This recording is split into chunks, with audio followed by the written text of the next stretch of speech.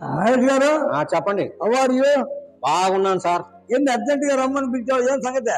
ఏమిలే, మన నెల్లూరులో టౌన్ హాల్లో ఈ కవితల పోటీలు పెడుతున్నారు. Very good. దాంట్లో పాల్గొంటాం అనుకుంటున్నానయ్యా. అవునా? Best of luck. Thank you. First prize నీకే రావాలా? అంతేనా?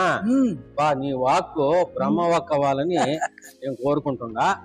తర్వాత ఆ పోటీల్లో అందరికన్నా బ్రహ్మాండమైన కవిత చెప్పాడు అని నాకు మంచి పేరు వచ్చి ప్రైజ్ రావాలయా. ఓకే. అందుకని నువ్వు బాగా ఆలోచించి మంచి కవితలో ఒక 2-3 చెప్తే నేను అక్కడ చెప్పుకొని ప్రైజ్ తెచ్చుకొని మా ఫ్రెండ్ వల్ల ఈ అవకాశం నాకు వచ్చిందని నేను సంతోషపడుతున్నా. Very good. ఇప్పుడు నా కవితలు మొత్తం న్యాచురల్ గా నేచర్ మీద ప్రకృతి పరంగా ఉంటాయి. అంటే కళ్ళకు కనపడ్డట్టే ఉంటాయి. మనకు సహజంగా ఉంటది కవిత.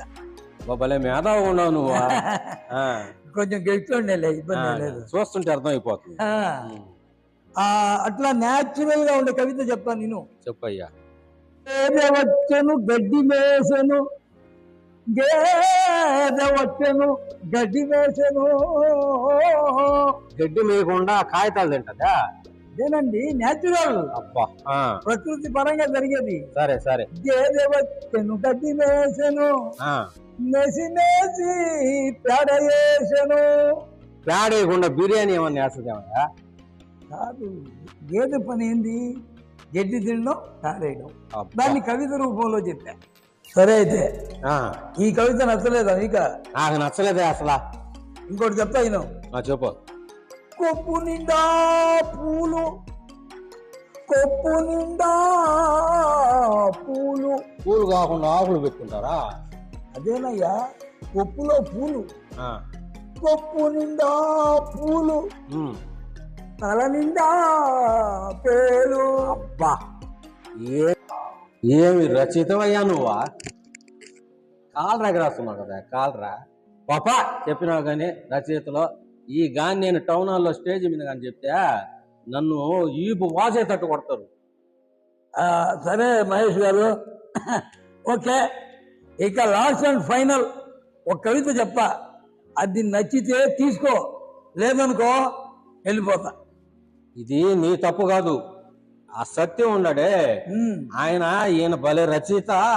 ఆయన దగ్గరికి పో, నీకు మంచి ట్రైనింగ్ ఇస్తాడు, ఫస్ట్ ప్రైజ్ వస్తుందని చెప్పాడు. ఆయన అనుకోవాలా.